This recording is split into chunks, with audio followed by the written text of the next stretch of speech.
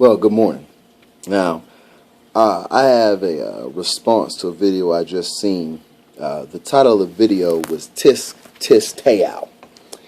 Now, everybody knows about this situation, we're going to call it, that has come about in the national media about Mr. Manti Te'o and how he allegedly fell in love online with a woman. And the way that I was reading it is they officially met back in 2008 after a game against USC because she was, or I'm sorry, maybe Stanford, because she was a Stanford woman. And she was outside the stadium when he met her. They exchanged phone numbers and started, talking back and forth, which I don't know about you, but there's not a lot of congregating outside of stadiums. There's not a lot of talking. There's not a lot of, hey, how you doing? If people ask for autographs, I'm not really into the groupie world, so I wouldn't know how really groupies. I'm not going to call her a groupie because, I'm not going to speak ill of the dead. But I don't understand it.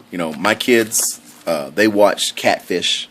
So when I first originally heard this story, I was like, my homeboy Neve from Catfish, he needs to come on out and do his investigation on this whole situation. Now, my producer, say hi. This is my producer today. She has all my notes for me because we just finished watching this video. So let's get right into it. First of all, the comment about being poked in the eye right now and he would not cry, that is a very valid point. I do not see at any one point in time any emotion in his demeanor or anything that he had going on that might have signaled that he might have been emotionally hurt. If my grandmother died 6 days prior to me doing an interview, I would be completely tore up. Let alone my girlfriend died right after that. He did say he met her. And then later retracted the statement saying that he met her online.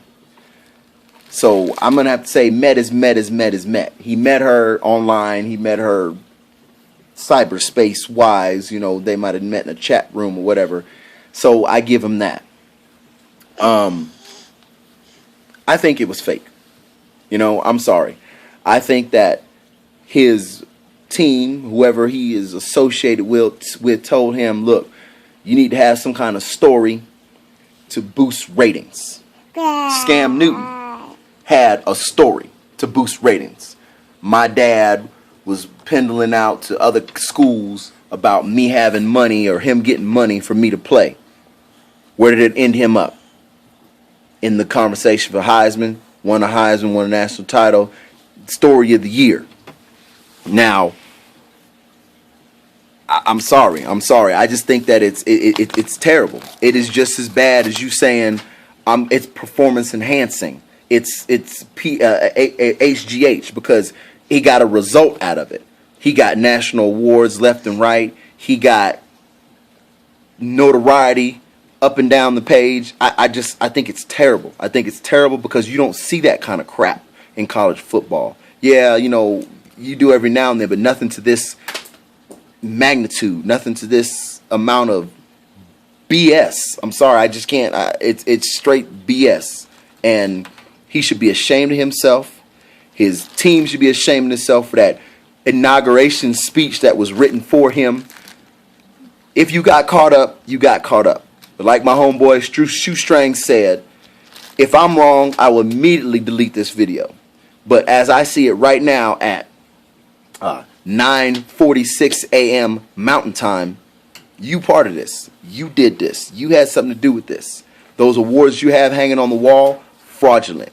Your ability to go to the Heisman Trophy presentation award show in the place of Mr. A.J. McCarron or anybody else who you guys, cyberspace, deems eligible, worthy of the award, is terrible.